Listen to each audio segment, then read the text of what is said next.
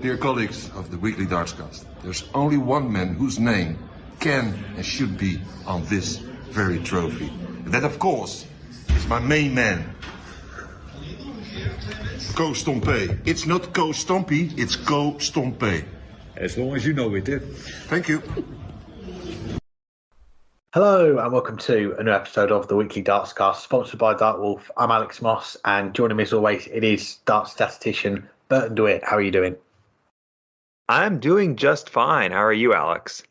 I'm doing all right, thank you. Now that we've found out that I can't spell, we'll probably come back to that a little bit later on. But let's get straight into it because there's plenty to discuss in the world of darts, and we'll start off with our question of the week. And it comes off the back of a week which saw Gerwyn Price go into, to borrow a phrase from John Park, beast mode, winning a second consecutive night of the Premier League and also picking up the Euro Tour title in Leverkusen. But our question of the week is, who is the best player in the world right now? Is it the world number one world champion Michael Smith?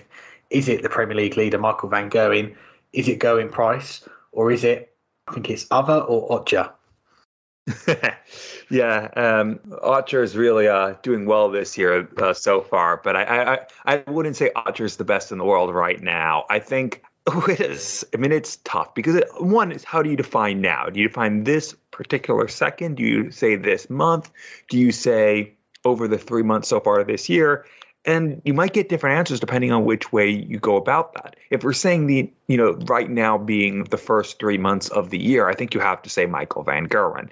He's okay. The lead's narrowed a little bit with Gezi winning consecutive Premier League nights, but he still has a pretty comfortable lead atop the Premier League of 7 points. That's basically a night and a quarterfinal. And that is pretty significant. He's made the final of 5 of the 8 nights, winning 3 of them. He's only gone out first match once, and he did just reach the final of the UK Open and win a Players' Championship event. He's had some inconsistency so far this year. Obviously, we've talked about how at one point he was the lowest average of any of the Premier League players in Players' Championship events this year, but that was a couple bad matches at the start of the year. He's now skyrocketed up the averages to 16 overall in the Players' Championship, and that's really a lot better than it really sounds because of how bad he was that first weekend, where his highest average was a 97. So he's playing a lot better right now, and overall he's as difficult to beat as he's been in at least 4 or 5 years at this point. But what Gezi has done, particularly in the last month or so, has been really impressive. You mentioned those consecutive Premier League nights that he's won. He's won another one, made another final. He's only one final behind MVG, but he has lost 3 quarterfinals to Michael's 1. But then you look on the European Tour, which is, okay, it's not on well, I guess technically this year it is on television, but it is on a big stage, and it's in front of a big crowd. And it often could be a hostile crowd. He averaged over 108 in his first 4 matches on the European Tour. Both the matches in the first event, he did lose his second match of that tournament, but he still averaged 108 in that. And then he averaged 109 and 110 the first 2 this. So that was 4 consecutive matches on the big stage over 108. That is something only Michael van Gerwen has really ever done, to be able to play at that standard in that many consecutive matches on the big stage. And it's been a while since he's been able to do that. And okay, he dropped off in his match against Michael van Gerwen. He only averaged 106 in that 6-4 win, then averaged over 100 in the semis before dropping more in the final. But he's been able to reach levels which we really haven't seen from him before. And he's been able to reach that level and stay at it for multiple matches. This is, I think, the best we've ever seen from Gerwyn Price. And considering he's a former world number 1, a former world champion, to say that he is right now playing better than we've ever seen him before, that's a scary thought. Michael Smith, I think it's kind of similar to where Peter Wright was 3 years ago after his first world title. I feel like he's now finding where his game is and what he needs to do to push on from that height. I think he will. I think we will see him re-enter the conversation. But right now, I think his game has taken a little step back. I don't think it's that he's not dealing with the pressure well. I think it's that he's having to readjust his focus and readjust his goalposts because he's reached them. He's become world number 1. He's become world champion. And once he finishes finding his place again and finding what he needs to do to drive himself, I think we'll see him reemerge in that conversation. But right now, I think it is either MVG or Price. I don't think it's Smith. I don't think it's Otcher. It comes down then to how do you define right now? If it's the last couple weeks, it's unquestionably Price. If it's the first 3 months of this year, it's MVG. But I could see both of those flipping. We could be saying a month from now, right, in the past couple weeks, MVG's the best. But this year, it's been Price. That's how quickly things can change. And that's how good both of them are playing. I think for Price, his A game is higher than MVG's right now. But MVG has that little bit more consistency overall. But boy, it's tough to separate the two. Yeah, it's an interesting one. And I think if you go back to the World Championships when Michael Smith won the title just after he won the Grand Slam, and the way he beat Michael van Gerwen in that final, running off those 4 sets from 3-2 down to go 6-3 up, it got him to number 1 in the world.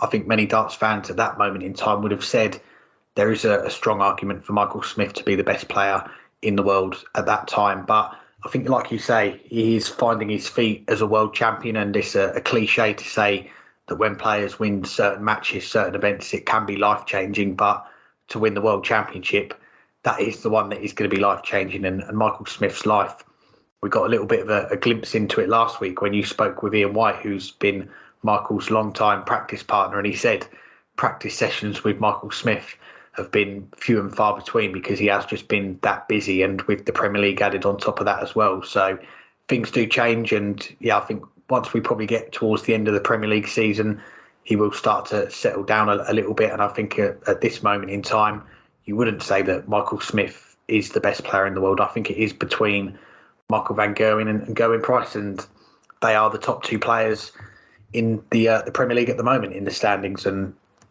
we've seen Michael van Gerwen, the bounce back that he's had from losing that World Final, winning 3 Premier League nights on the spin. He's made 2 more finals. He's won a title on the floor. He missed a match start to win the UK Open as well. And then we've seen Gerwyn Price lose 2 World Series finals at the start of the year. The Premier League, he's now won 3 nights as well. He's in that 2nd spot, and he's 8 points clear of 5th as well. So on course to make the playoffs at the halfway point of the season. And we've just seen him pick up his first senior title of the season as well, that Euro Tour on Sunday. And I think, like you touched on as well, it's the numbers that he's producing as well. And you look back to last week, the Premier League, from an 86 average in the semi-final to 114 in the final. 2 days later, the 109, the 110, the 106, and the last 2 games, it dropped off to 196 for the semi-final and the final. But still in that final, to survive the match darts, take out the 108, the 1 dart at tops, and then in the decider, a 12 darter on throw to win it. That's a sign of Gerwyn Price at the very top of his game for me. And I think when he is at that standard, I don't think there's too many players in the world that can stop him. I think 2 of them are Michael van Gerwen and Michael Smith, but I don't quite think they're playing at that level at the moment. And you look at the recent meetings that we've had between those 3 players, Gerwyn Price, he beat Michael Smith, he beat Michael van Gerwen on Sunday, and he's beaten MVG the last 3 times they've met. And all 3 of those times were last week. They had the Players' Championship on Monday, the Premier League on Thursday, and then the Euro Tour on Sunday. So maybe it is a bit of recency bias. Our poll at the moment, you've got nearly 900 votes on that so far. 58% are going with Gerwyn Price, 33% with Michael van Gerwen, 5% going with Michael Smith, 4% going with Otcher, which is a poor spelling mistake on my part there. But I think right now, Gerwyn Price doesn't hold any major silverware. He's not got that number 1 ranking, but is he playing the best out of anyone right now? Based on last week, at least, you would say yes. And I think based on the last few weeks, it's a small sample size, but he's also getting the results against the best players. And the old saying is, to be the best, you've got to beat the best. And Gerwyn Price at the moment, he's doing that. So you can't really argue with that either. No, you cannot. But let's also talk about the man who Gerwyn Price beat in the final, Dirk van Duijvenbode. Not the first time van Duijvenbode lost on a big stage in a final to Ghazi. This time, though, missed match darts to win his first Euro Tour title, to win his first big stage title. How do you think he'll respond from this setback?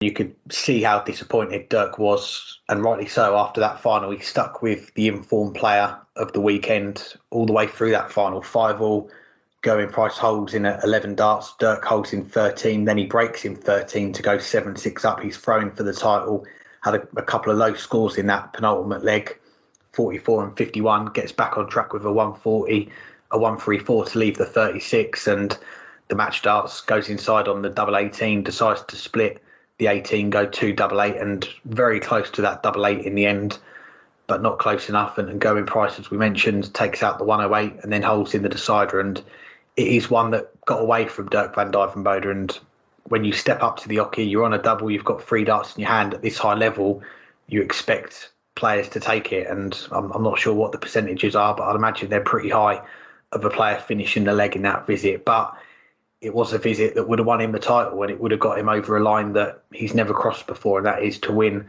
a stage title in the PDC. And on the flip side, you can say maybe Dirk was a little bit fortunate to get through to the final, the semi-final with Rob Cross.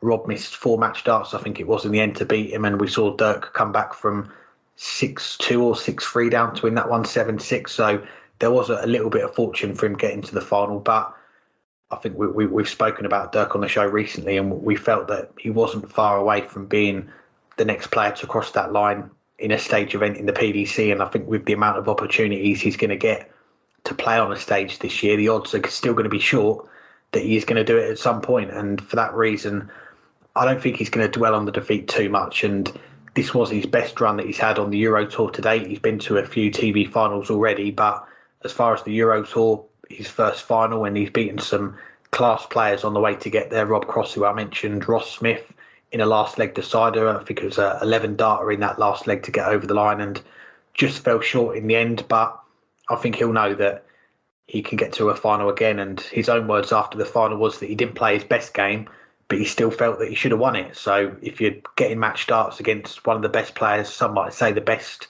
player right now, you're not playing your A game. You're getting those chances. You've got to feel like when you get to that final again and you do play maybe a little bit better, you are going to get over that line. So I think we've seen that the PDC, it can be a tough school at times. The learning curve for players can be steep, and this result is going to hurt Dirk, but I think he'll get over it pretty quickly, and he's got a chance this weekend. We've got another Euro Tour coming up, so he's got another chance to right that wrong, get that first one under his belt this weekend, and it could be this weekend. He may get that extra leg that he needs to be lifting that title, and I think the experience on Sunday is going to serve him well. I think the confidence is still going to be high, and who knows, maybe this will be the weekend that he does make that extra step, get over the line and lift that winner's trophy on a stage in the PDC. Yeah, and it's at this point, the frustration's probably building for Dirk. I mean, you look in his career now, this is his 4th final on the big stage. It's the 7th time he's made at least a semifinal on the big stage, including this past one. He's lost to Gerwyn Price in 5 of those 7 times, twice in the semis and 3 times now in finals. So if he goes far, he keeps running into Gessie and he keeps losing. And that's got to be frustrating. But at the same time, he is getting closer. Okay, he was a leg away in the World Series finals last year. He had match darts this time. But it can't be fun to be so close and to come up short. And it looked like he was ready. The setup shot he had to leave double 18 was fantastic. The first dart at triple 20 was a bit off, but then 2 perfect treble 19s to leave double 18. First dart did go inside, and as you mentioned, decided to split. And that dart at double 18 was just the wrong side of the wire. So it wasn't that he, bottled it. It's that he ended up just missing a couple darts. The dart at double 18 wasn't his best, but the dart at double 8, after he made the choice to split it, was a well-thrown dart. It just didn't go in. So he's shown he's ready. But how's he going to take the step back? I think he'll take it just fine. He's made of different stuff. He's made of that same stuff that winners are made of, and he has the game and he knows it. And yes, it took a while for people like Peter Wright and Michael Smith to finally cross the line, losing Michael Smith 8 major finals before he did. Although he had won a World Series, he had one on the Euro Tour.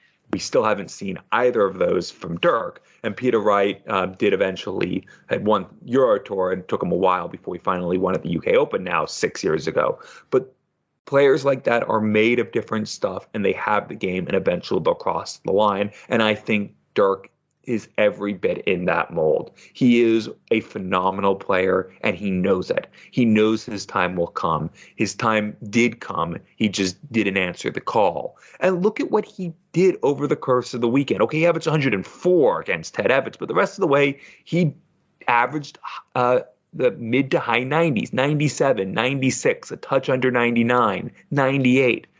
I've been saying all year that if you do that each and every match, you're going to put yourself in the position to lift the title. A 98 isn't going to win every match, but it will give you a chance nearly every time to win.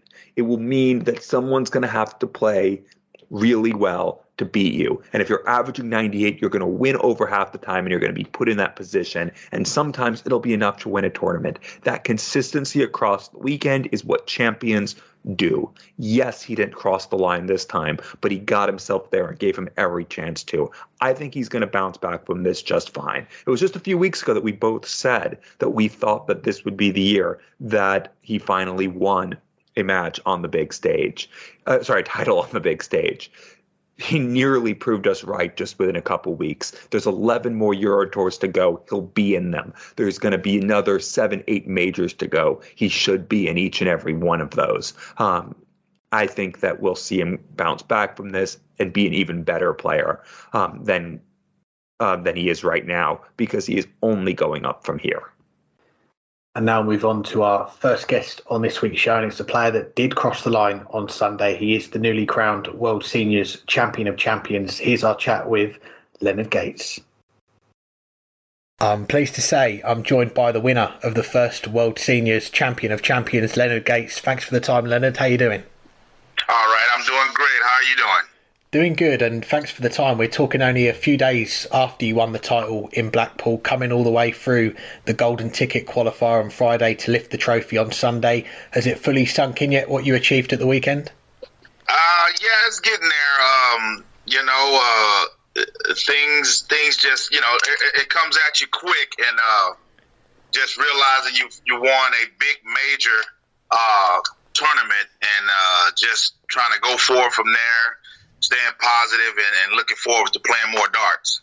Well, we'll come back to the weekend just gone later, but I want to rewind to when we last had you on the show. And funnily enough, it was this week last year you were getting ready to fly over for Lakeside, your first Steel Tip World Championship. First of all, the walk-on at Lakeside, the John Cena theme song. What was the inspiration behind that?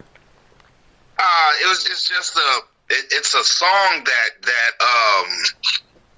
kind of just, it's hype, it has energy, so I wanted to go in and playing with that energy like that, so that was, for me, that was a good choice of song to walk in on. We definitely enjoyed it, and although the result didn't go your way at Lakeside, it was the first of many appearances that you've had in front of the cameras over the next 12 months. Leaving Lakeside, did that give you a drive to want to get back playing on a stage again as soon as you could? Oh yeah, definitely. That experience on the Lakeside stage was just like none other than I've experienced before, and I was just like, oh yeah, I can definitely get used to this. Just the lights, the crowd, the cheering, the stage atmosphere that's just you and your opponent one-on-one, battling to see who comes out on top. Well, let's get on to the next one. And next up was the US Darts Masters, a little closer to home for you than Lakeside at Madison Square Garden. What was that experience like playing in that iconic arena? Oh man, that was great. Not only playing in Madison Square Garden, but just the energy that I got from the crowd, the competitive atmosphere, playing against the other players. Man, that was the most wonderfulest dart experience I've experienced just yet, And that week you also won the North American Championship. That got you a spot at Ali Pali, and a few weeks later they confirmed that win got you in the Grand Slam as well. So looking back now, how important was that title for you in helping you progress as a player on stage as well? Oh man, that win was so important to get me those opportunities to play on more big stages and go experience the most competitive darts I've ever played that year, and I look back on it and just tell myself, wow. I was blessed with just going and playing some of the best players in the world, and just constantly competing and shooting, and oh my God, it was just unexplainable to me, you know. I'm still soaking up those thoughts of being there and doing those things again. I'm looking forward and hoping I can get back there and do that again this year. Before those events, you also got an invite to the World Series finals in Amsterdam. And I've got to ask you about the video I saw of you on Dutch TV of all those birds. One was on your head at one point. What was that all about? Well, I was taken to kind of experience a little bit of Amsterdam, and those were one of the things that they told me about it that I needed to experience, was just being in the square and having all the pigeons surround you, and you can feed them, and they just get to the point where they get comfortable, just like they're human beings, you know, get next to you, not afraid of you, and feeding off the seeds out of your hand and everything. Wherever you put the seeds, that's where they're going to eat them from. Yeah, we enjoyed watching it. And the year finished with a return to the UK for the Grand Slam. Then it was the big one, the PDC World Championship. How did you find those two debuts, two of the biggest events that darts has got to offer? They both had some of that same energy and atmosphere. The Grand Slam, the statue of it, but then the World Championship. Oh my God, that was so awesome to go from one to the next and still have that vibe, that energy from the crowd, the people that's loving darts, coming and watching darts. I mean, I've watched them line up to get inside so they can see the players perform. Man, that's an unbelievable sight and experience to experience, you know. And for yourself, you've been racking up the air miles over the last 12 months. Is the travelling side of it something you're getting more used to, or are those long flights and then getting that preparation right something that you're still trying to get to grips with? Well, actually, it's you know, it's not that far coming from U.S. to over here to Europe as far as it is as I was traveling to Asia. But it's quite comfortable. It's almost like flying domestic now. I've done it so many times. Many darts fans there'd have fancied you to win a tour card at Q School, but you decided to skip Q School this year. You had that invite to the World Seniors Championship. Was that a tough decision to miss that? Yeah.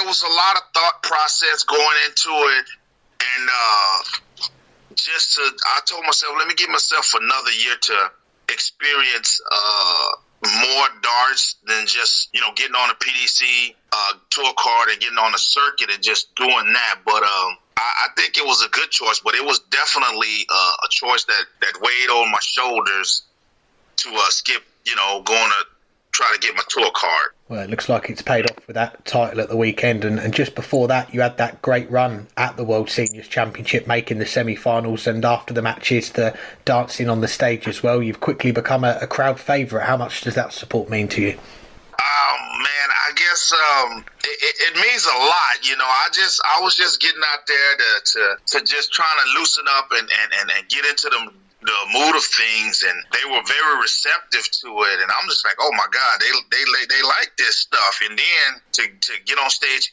and perform with some abilities to compete with the top-notch dart players in the world, that's just another level there. You know what I mean? It's a plus. The energy, something to take from it as a dart player, and something to feed off in the future. Well, then we come on to last weekend, just gone, and you're in the field for the Golden Ticket qualifier. We saw the draw for the Champion of Champions. That was made during the World Championship. The winner would play Phil Taylor. And I remember when we last spoke, you said when you first started playing darts, you watched a lot of Phil Taylor. You wanted to play him, but he retired. So I'm guessing, seeing that draw, you were quick to enter that qualifier to give yourself a chance to fulfil that dream. Yeah, man, it's leading up to that point. You know, I guess there were some doubts, you know, like say come over for a chance to win one spot amongst all these other guys, this and that.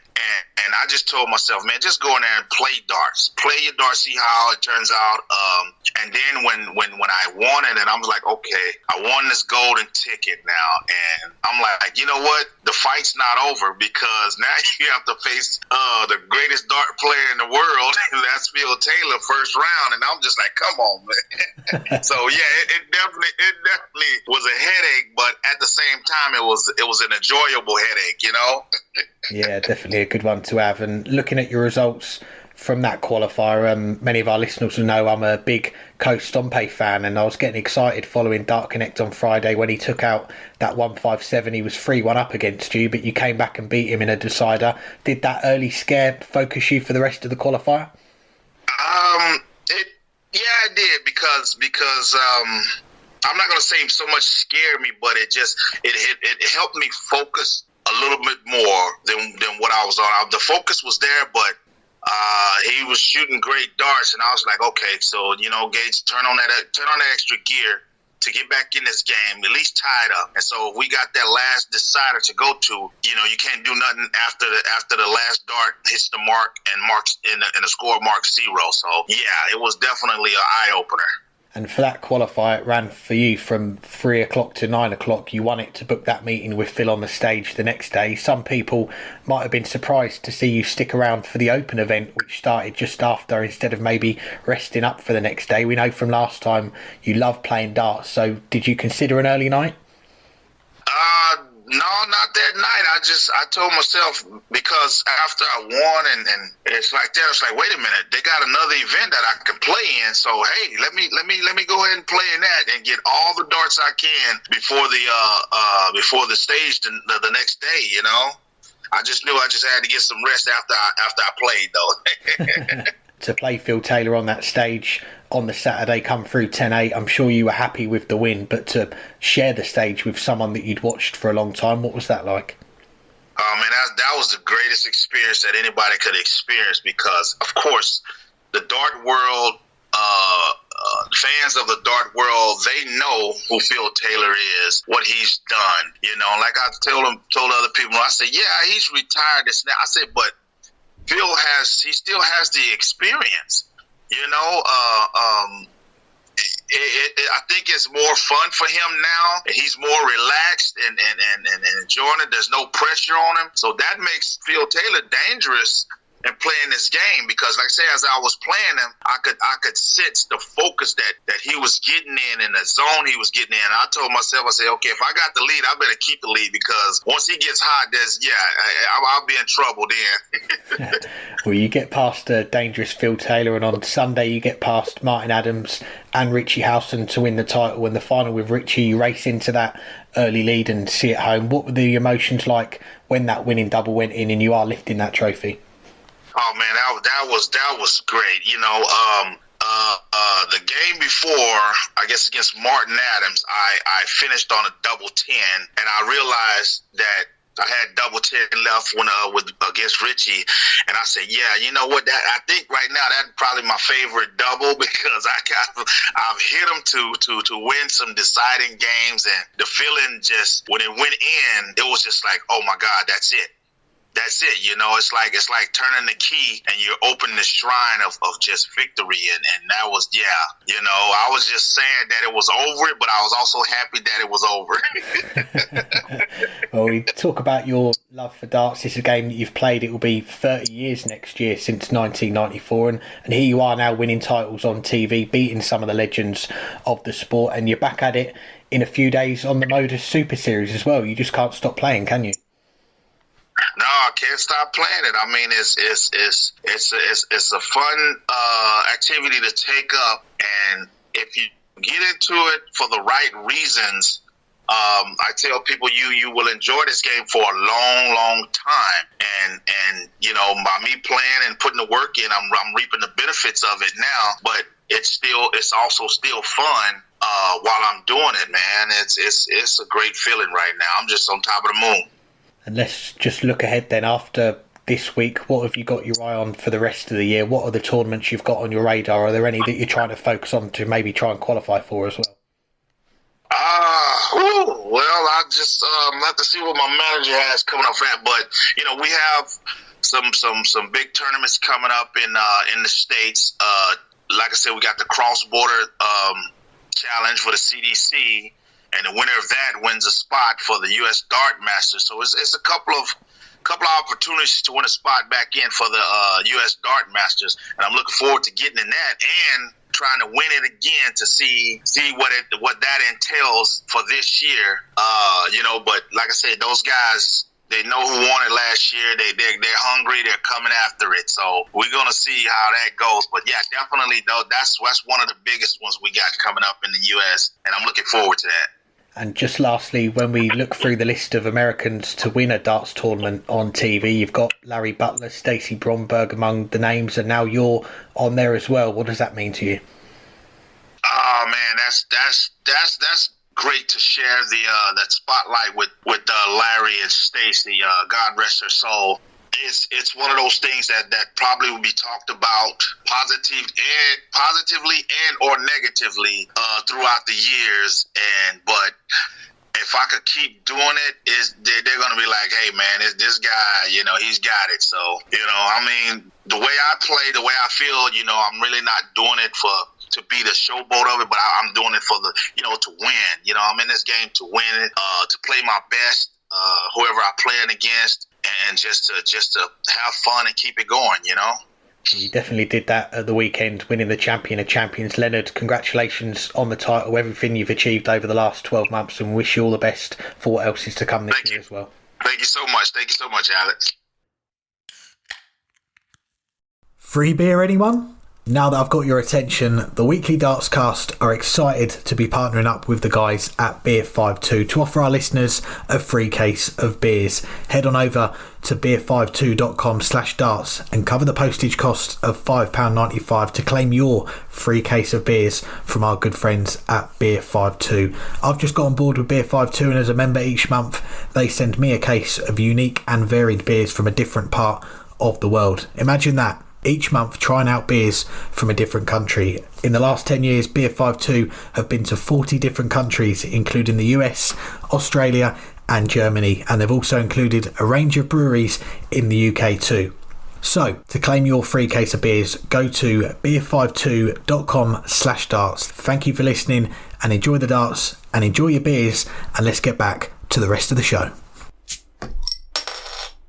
Thanks again to Leonard for joining us now, switching over to the Premier League. And we are at the halfway point of the Premier League's league phase. We've had 8 weeks of the season so far, but how would you rate the season, and has this new format run its course?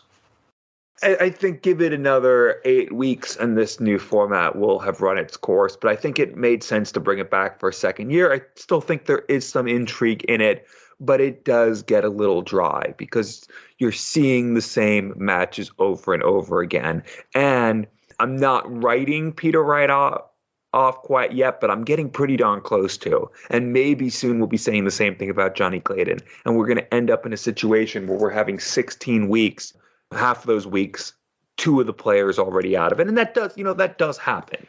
Even when we had relegation, it was very often that one of the players survived, but a week or 2 after survival, they had nothing much to play for.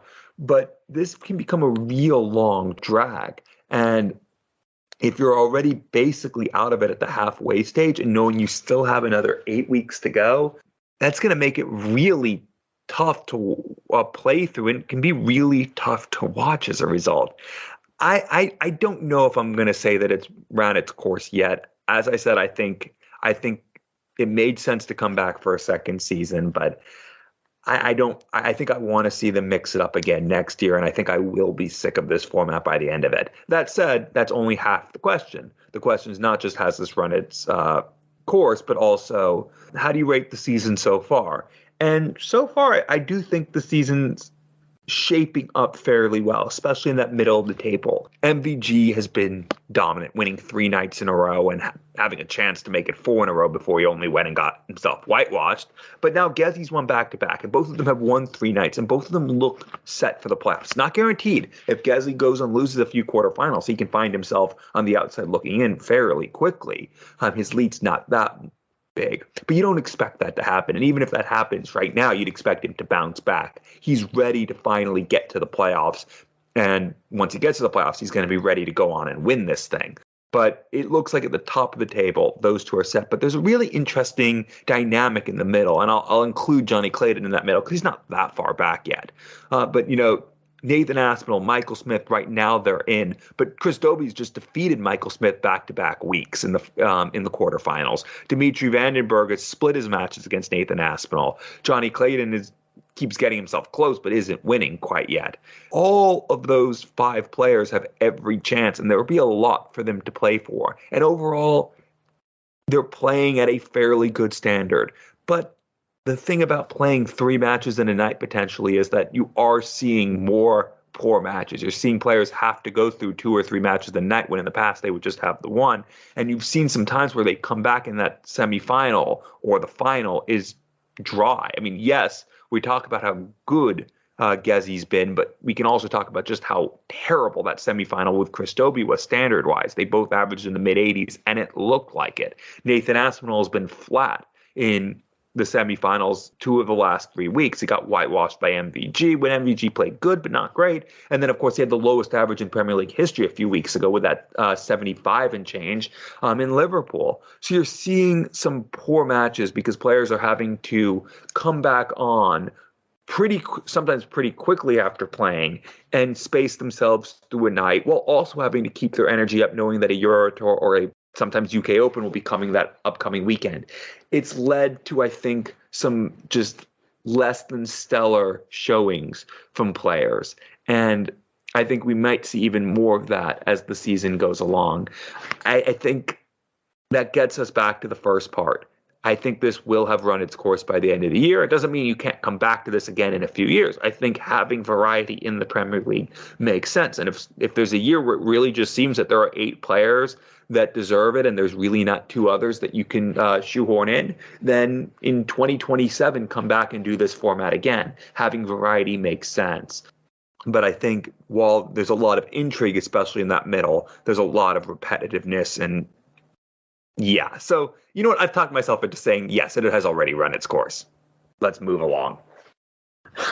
Yeah, I think that's fair. And I think that's what a lot of our listeners are saying as well. This was our question of the week last week, and we thought we'd hold off on our thoughts until after the halfway point of the league phase, which was last Thursday in Newcastle. So 8 league nights down, 8 to go before the playoffs. And we gave our listeners 2 options.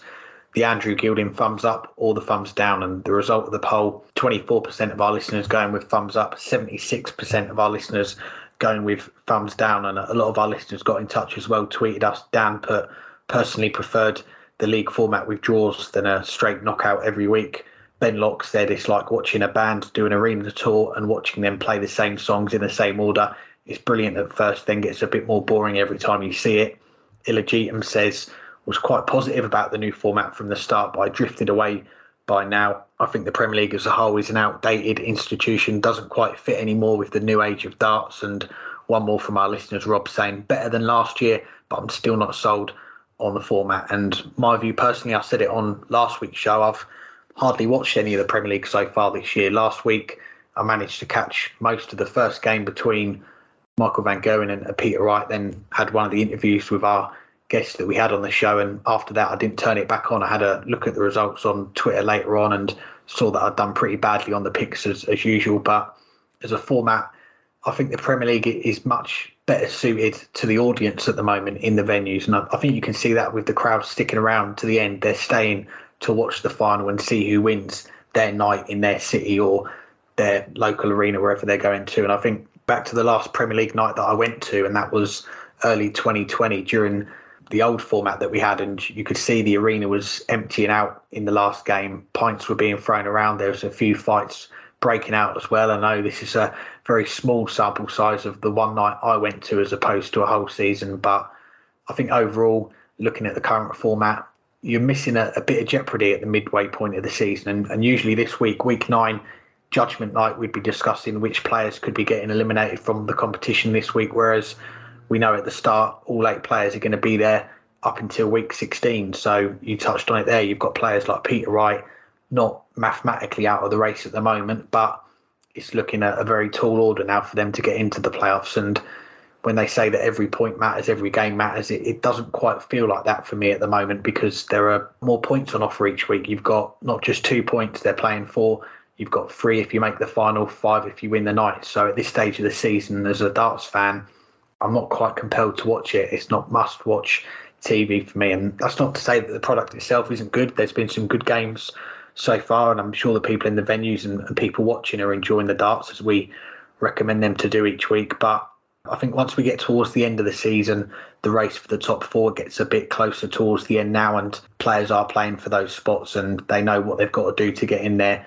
I think it's going to make for a much more interesting tournament to watch. But for the meantime, yeah, it's something that's not quite caught my imagination at the moment.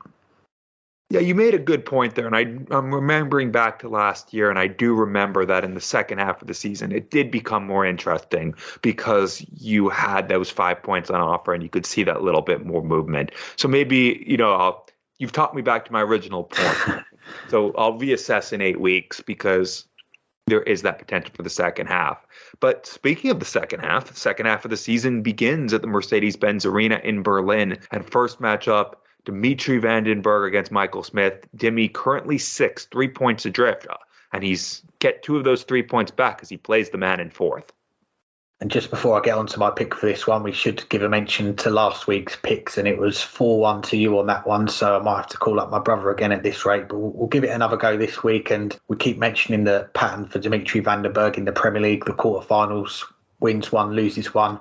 And that's been going on for the whole season so far. But if that pattern is to continue and he wins this week, that will mean that Michael Smith will have lost his first game 3 weeks running. And that's something that I just can't see happening. So I look at their record as well. They've met 3 times already this year. Michael Smith, he's won them all. Not quite as long a winning streak as Dimitri had over Nathan Aspinall. That streak broke last week, but I think Michael Smith is going to take this one. It could be a profitable night for the world number 1 towards getting into maybe the top 2. I should say that the top 2 are in the opposite side of the draw, so it's a chance to maybe make up some ground in these early games, maybe play one of them later on in the night. But I think Michael Smith wins this one. I'm going to go 6-3 to the world champ. Yeah, you mentioned, as we've been mentioning every week, that alternating quarterfinal defeat and winning a match for Dimi. As you said, this would be the time that he would get out of that quarterfinal. But it's also, you could think of it, it's second half of the season, reverse fixtures. Maybe the pattern reverses here, and it means it's going to be consecutive quarterfinal defeats, and next week he gets it going. And I think that's more what we'll see. Just flip everything around, flip the results from last time. So this was what they met on night 1, and Dimi got over the line. This time it'll be the other way around. I'll go one leg closer. I think Dimi's going to threaten to make it to keep the streak going, but it won't. So I'll go 6-4 to the world number 1. Second game of the night in Berlin, and it is Nathan Aspinall against Chris Dobey. How do you see this one going? I mean, Dobey seems to have.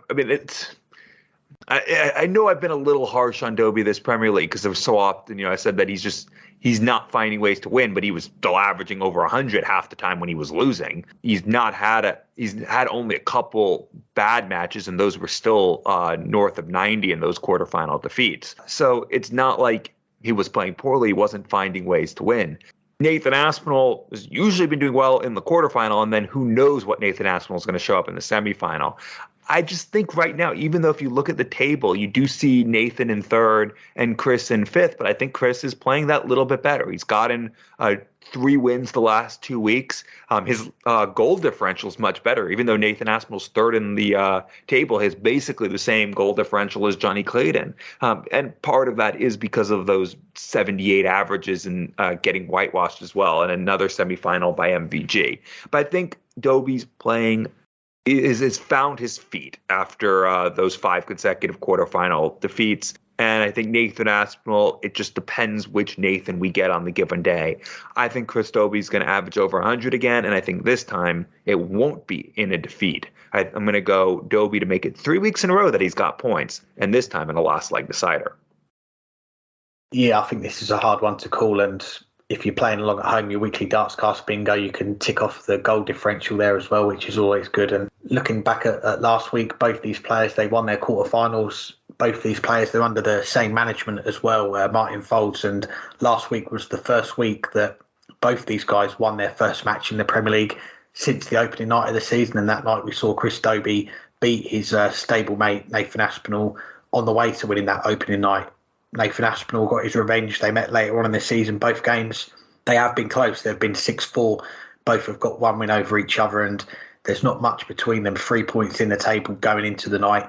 I was thinking of going with Chris Dobie as well. You went with a last leg decider. I'm going to go with another 6-4. So it's a hat-trick of 6-4s, and Chris Dobie's going to take it to close that gap to 1 point and set up a meeting with Michael Smith in the semi-finals. Now let's go to the bottom half of the draw. Johnny Clayton currently in 7th, going against the man who is top of the table by 7 points, Michael Van Gerwen. Yeah, just looking at this fixture, you've got Michael Van Gerwen. He's got a hold on Johnny Clayton so far in 2023, 3-0 in their Premier League meetings. Clayton's lost in the first round of the last 3 weeks, and he starts the night 5 points off the playoffs. So he's got some work to do to make that top 4, and maybe he's got a point to prove as well, because we've just seen him miss out on an invite for the World Series events in New York and the new one that was announced last week in Poland as well. Part of that, is it down to his form? Is it to do where he is in the Premier League table at the moment? You'd like to think that if Johnny Clayton was challenging at the top of the Premier League with Michael Van Gerwen and Gerwyn Price, he might have got an invite to these events. So maybe that's going to fire him up a little bit. I'm going to go with the upset here. I'm going to go with a fired-up Ferret to take this one 6-4 and show why he is a former Premier League champion. I'm really getting scared about my picks now, being that we keep saying the same thing, because I'm also going for the upset here. I mean, Johnny Clayton, not always, that would be pushing it, but very often does bring out his best against Michael Van Gerwen. He didn't when they met in Liverpool a few weeks ago, but we've seen him even before he really emerged as one of the best players in the world. We would see him put in 106 averages on the big stage against MVG. And he said back then that playing MVG always brought the best out of him.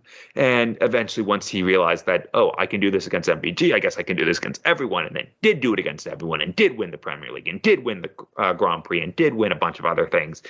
We saw just how good he really was, but we saw glimpses of that against MVG. And right now that we're somewhat doubting him, maybe this is the time for him to just go back and play the player who brings the best out of him. Van Gerwen will throw it back at him. But I think this is the time that Johnny Clayton reemerges, averages 106, and beats the former world number one.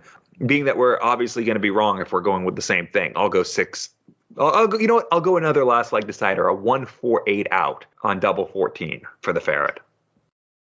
Well, this is a real concern that we could be heading into this last quarterfinal, both on 0 points each. Let's see what our picks are for this one. We've got Peter Wright against Gerwyn Price. How do you see the last game going?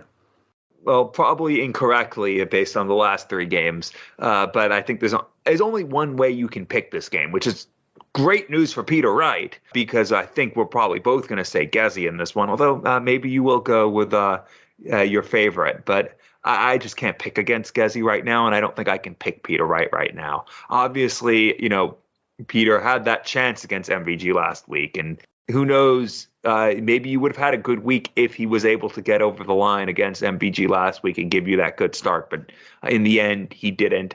And I can't pick Peter right now. It's not that he's playing that poorly, but I think there is something in his head. Look back at the weekend of the Euro Tour, 5-1 up against Ricardo Pietracco, and he still managed to lose from there, missing darts at double in 3 of the last 5 legs to get over the line. And Pietracco came back in what wasn't necessarily his best performance, but was his best win. I just can't pick Peter right now. I'm going to go 6-3 to the man who's won the last 2 nights.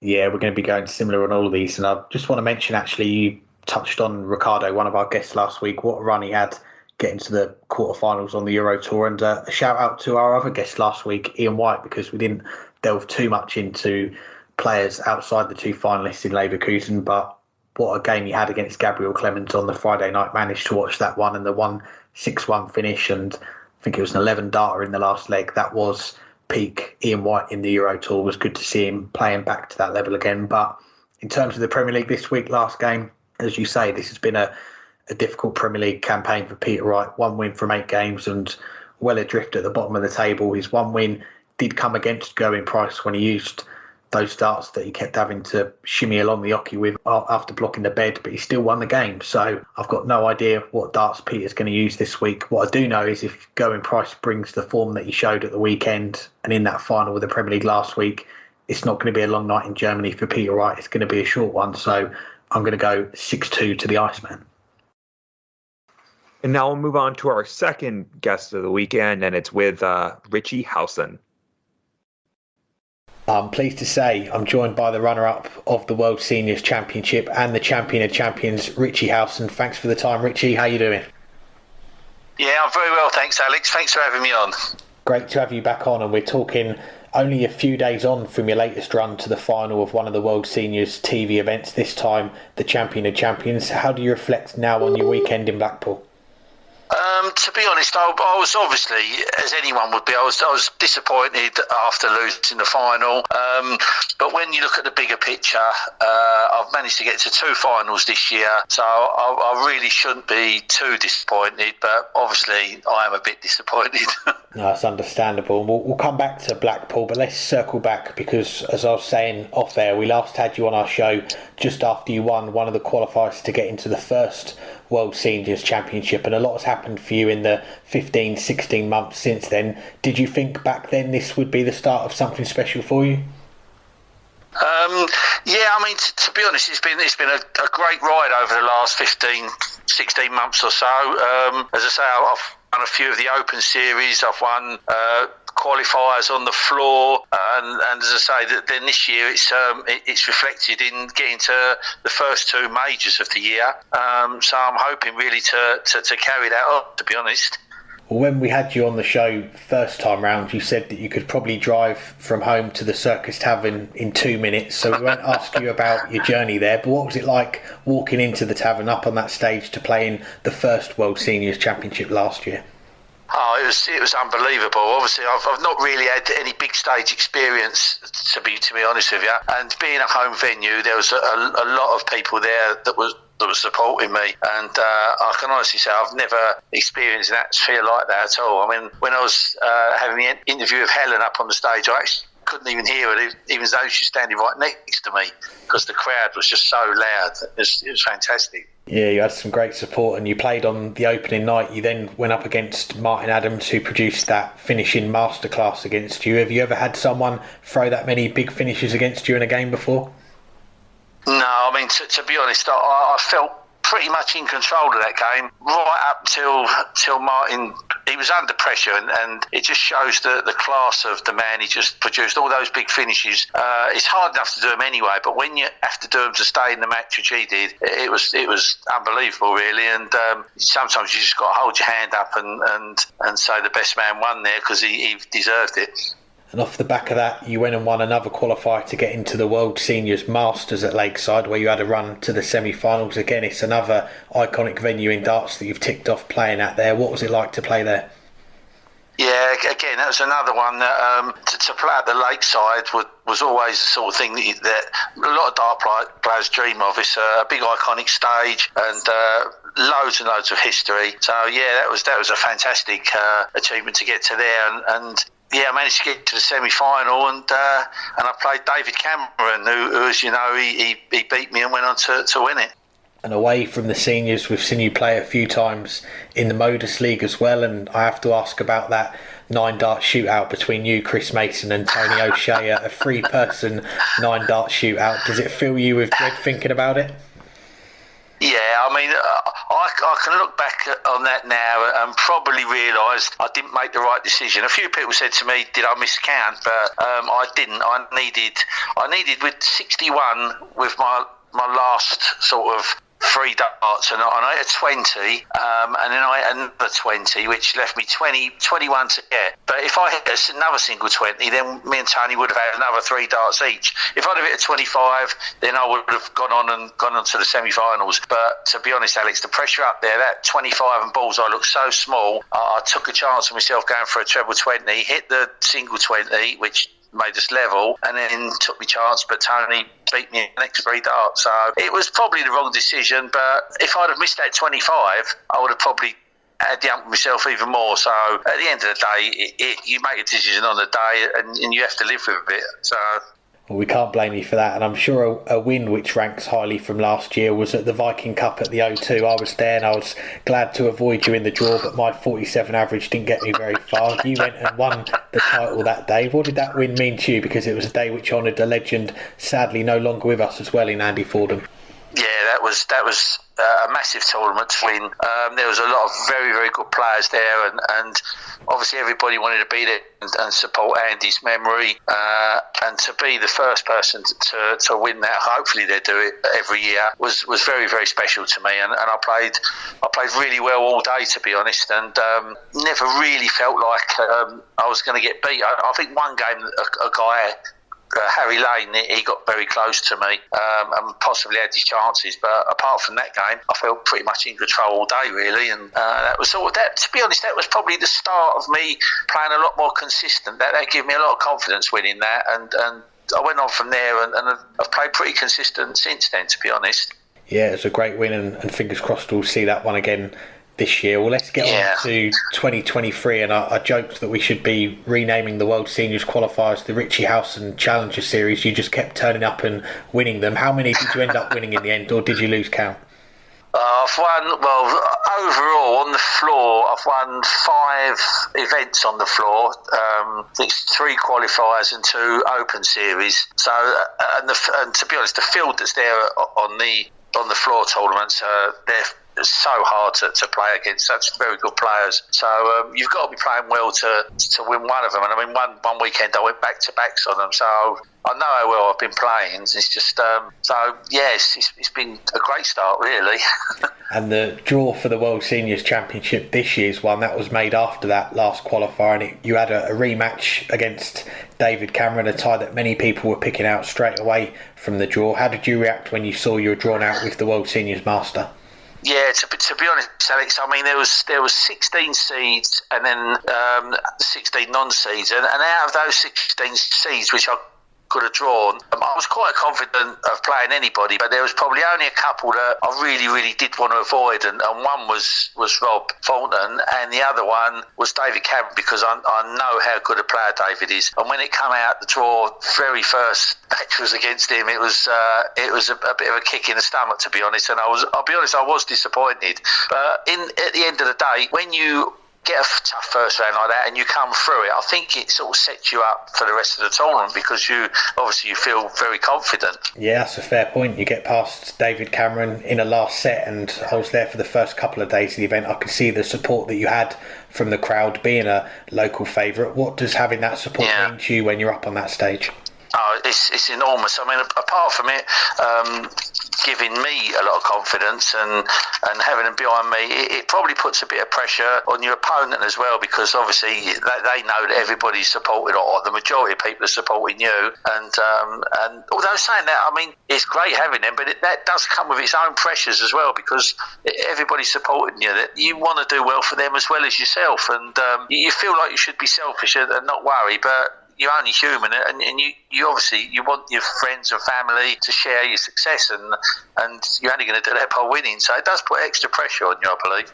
And I mentioned you had a lot of support, a lot of people asking for autographs, photos. I doubt many would have asked you to sign a LP metal detecting product catalogue like I did on that Friday night. Did you get any stranger requests than that one? No, not really. That was, but even down to that, that is just such an honour to be able to have all those people wanting to have their photo done with you and your autograph, and you've got to do. It's not a chore. They deserve to have you able to do that for them, if you see what I mean. It's an honour to be able to do it, really. So. Good times. Well, LP Metal Detecting, we should mention they're one of your sponsors now as well, which is it's good to see. But looking back at that week in the tavern, one of the standout moments has got to be that win against Phil Taylor in the quarterfinals, and you called it the Owl against the Goat beforehand. So how special was it to play Phil and beat him on that stage? Yeah, I mean, I when I did do my short time on the PDC Pro Tour, Phil was still playing, and I never, in the 2 years I played, I never got to draw him in any of the tournaments at all, and obviously then I lost my card and never got it back, and Phil then retired, so I actually thought it never be a day when I was able to play Phil, and to get that draw or to get myself through to that draw was fantastic to play Phil, and being up on the Circus Tavern stage where he's just won so many matches, it sort of made it a bit special. But I was really, really happy to come through that, even though it's a bit strange beating Phil, because we all know that Phil isn't playing like he did 5 to 10 years ago. Otherwise, he would have seen me off the board in no time at all. But it's still special to be able to play him and get the win. Definitely is, and the run ends in the final to Robert Thornton, who defended his title. And from watching on TV, you were pretty down on yourself straight after. You weren't happy with how you'd played, but when the dust had settled, how did you reflect on that run to the final? Yeah, it's very strange, because when you're up on that stage, you look at it's how you feel, and I really felt like I didn't play well, and I was pretty disappointed after the game. But I tend to look back at my games. I tend to watch them again afterwards. After, as you say, after dust the settled. I think it doesn't do you any harm to see if there's anything you could change. And when I watched my game back against Rob, I actually didn't think I played that bad at all, to be honest with you. I could have played better, but it wasn't as disastrous as I thought it was going to be. So even though I lost, I did take quite a few positives away from that game. And on that Sunday as well, we saw the World Seniors announced you as one of the invited players for the Champion of Champions, a new 8-player event. And for you, someone who's come into the seniors through those qualifiers to now be an invited player, that must have felt good to see all that hard work paying off. Oh yeah, it does, and I think it gives a lot of belief to the rest of the guys on the tour, because we all started off with nothing when we started, and I've put the hard work in. I've been lucky enough to play some great darts, and I've done quite well on the seniors, and I think there's a lot of players there are more than capable of doing that as well. So I think it gives everybody a bit of drive to carry on and probably try and do what I'm doing now. Definitely, and that invite meant that you missed Essex's county game at the weekend. We saw they were watching your game on a tablet from the venue. I think that's the first game you've missed this season, so playing for your county, that's something that you still take a lot of pride in. Oh, I always have and always will. I think to pull on that county shirt is a privilege and not a right, really. And probably when I lose up on the county stage, I feel worse then than what I do if I lose any other time, to be honest with you, because you're playing for the team and you feel like you're letting people down. So when it's yourself, you sort of it is for yourself, really. So to lose against the up on the county is worse than the seniors. Well, let's get back to Blackpool then before we let you go. And you got revenge on Robert Thornton in the quarterfinals. So you then got past David Cameron in the semi-finals. And I've got to ask as well, when David takes out that 150, you're sat on tops and he goes 11-10 up. How did you hold yourself together? Because you then go 14-11 to win it 13-11.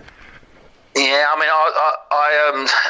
mean, the Rob Thornton game. Rob didn't play like he can, and we'd had a couple of good battles on the Modus the week before, and I hadn't beat him up to that point. He beat me 3 times during the week, so I was really out gunning for him. But I knew it was going to be tough, and I luckily come through that one. And then playing David again.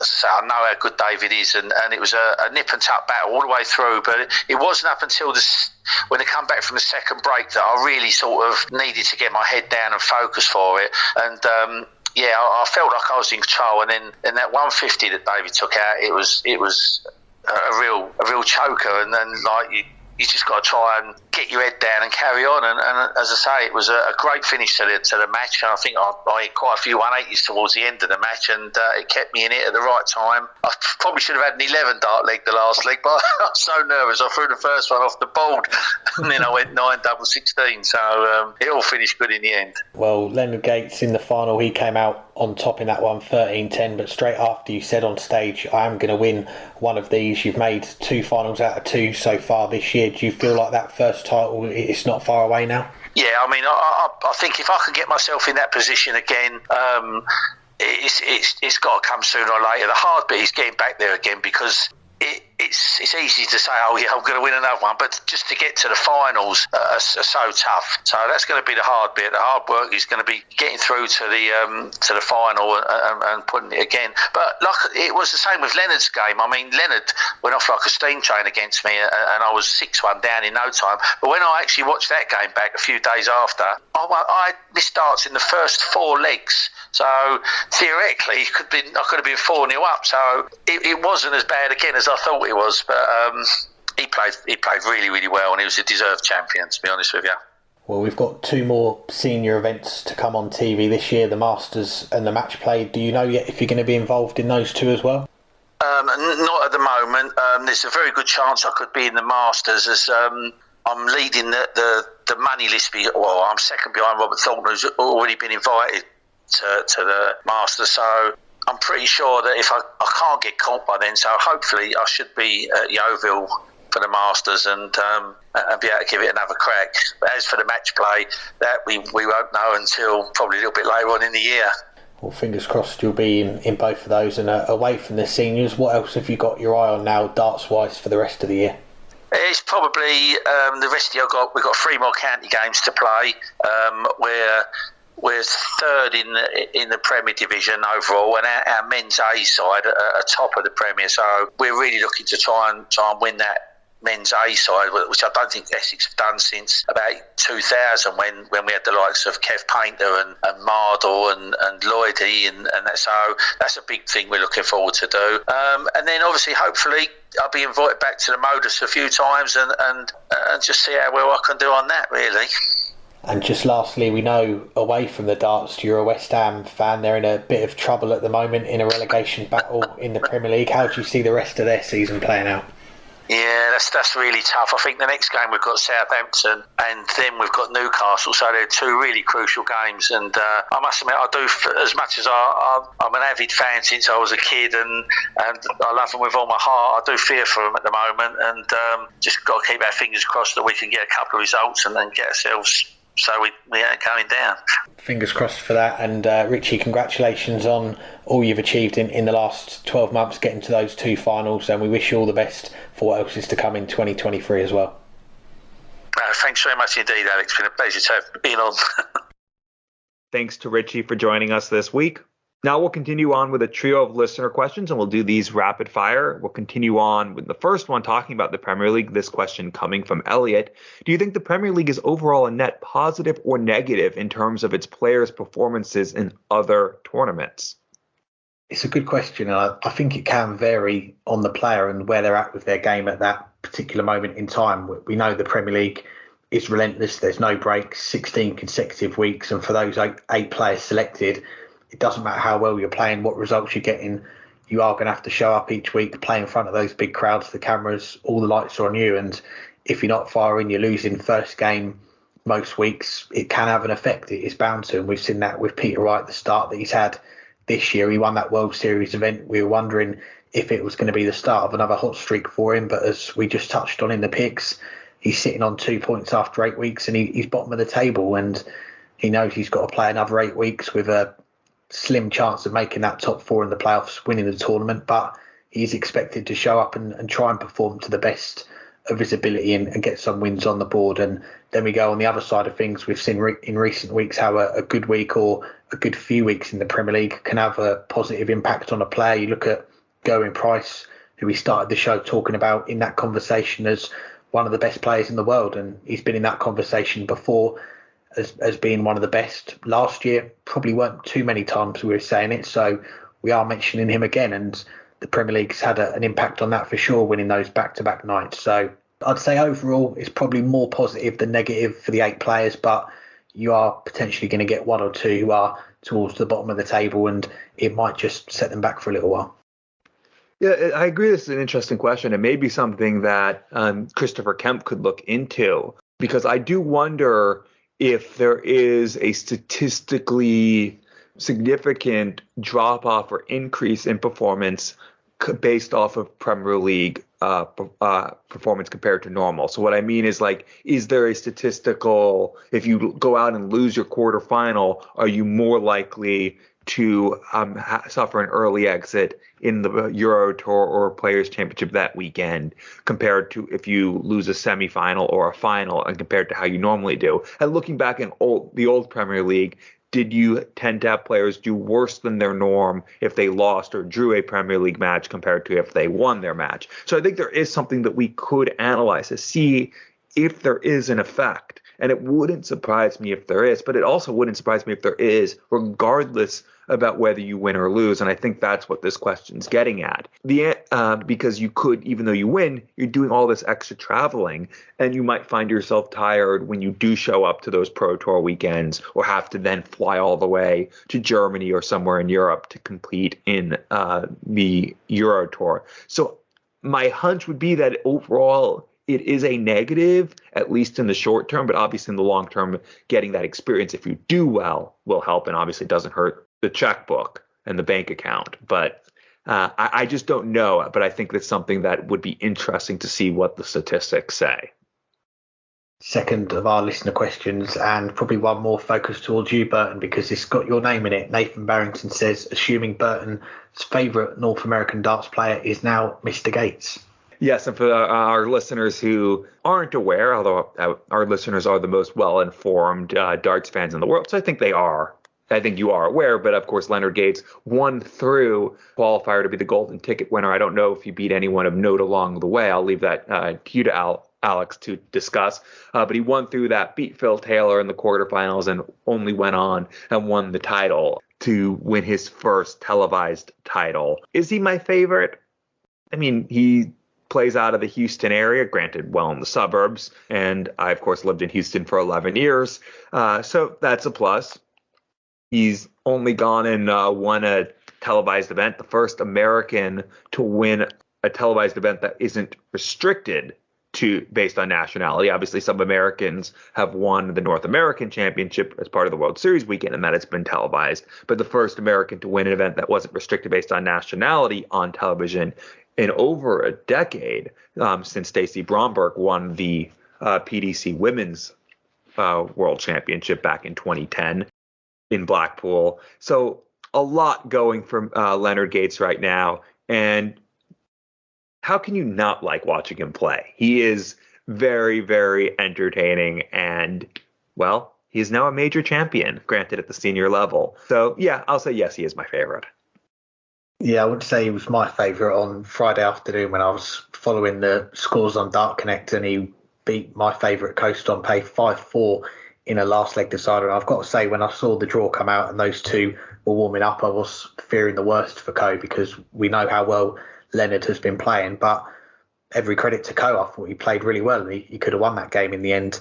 Had some chances, took out some big finishes, a 157 in there. I did miss that shot. I was away for a moment, but a few of our listeners got in touch and made me aware of the checkout, which we'll be getting our checkout of the year at the end of the year. But yeah, aside from beating my favourite, yeah, I've got to say Leonard he's always an enjoyable player to watch. And you touched on it there, the Americans that have won darts tournaments on TV when it's a field of players, not just from North America. And Larry Butler is one that stands out. And 1994 winning the World Match Play, that was the same year that Leonard Gates discovered darts. A few of his friends introduced it to him, and here he is almost 30 years later playing on TV. He's playing quite regularly on TV now, and he's now won one of these TV events. And watching his dance moves as well, moves pretty well for a seniors players as well. So yeah, apart from beating Ko, I'd put him up there as well.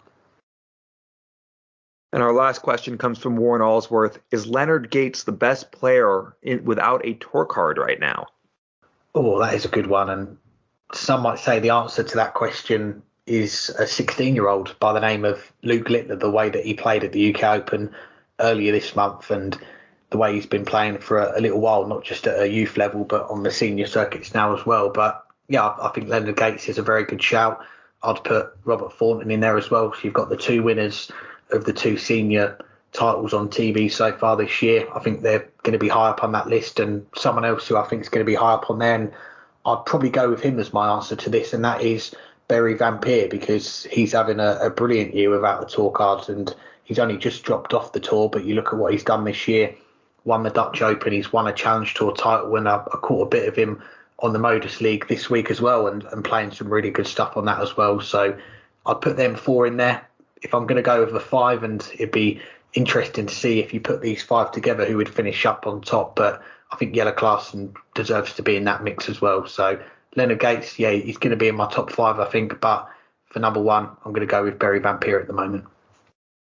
Yeah, I mean, Leonard Gates is a very good player, but I don't think he's the best right now who doesn't have a tour card. I don't even think he's the best senior player who doesn't have a tour card. I think that still has to go to Robert Thornton, and you might even put the beaten finalist Richie Howson ahead of him as well.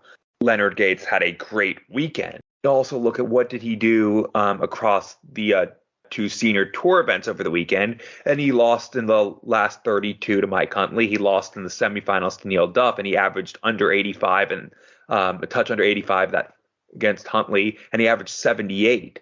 One of 2 matches over the weekend where he averaged under 80 against Neil Duff. He did have 102 against Superman Matt Clark in the quarterfinals. Not a bad performance by any stretch of the imagination, but that's not the stuff that the best player in the world does that often. To have 2 matches under 80 across 7 matches, 4 matches out of those 7 matches where he was under 86. Granted, he didn't have to play as well, but I think that's pushing it to say he's the best. He's a very good player. His A game is as good as anyone's who hasn't had a tour card, and he's overall, by playing more steel tip recently and challenging himself more, we've seen him reach his heights or close to more often. But there are quite a few players, including almost any of those players who have won a challenge tour already this year, that are ahead of him. I think John Henderson, obviously another good weekend. You mentioned Barry Van Peer. I think Jelle Klaassen, we didn't see him at the most recent challenge tour weekend because of a snafu in entering. But I think there's quite a few players I would put ahead of Leonard Gates right now. But he is a very, very good player. And is he in the top 20 of players who don't have a tour card? I think there's a very strong argument that, but I don't think he's the best without a tour card. But even if he is the 20th best, any of the 20 best could beat any of the others, and it really wouldn't be that big of an upset. If he were challenge tour eligible, it would not surprise me at all if he went and won 1 or 2 of these nights.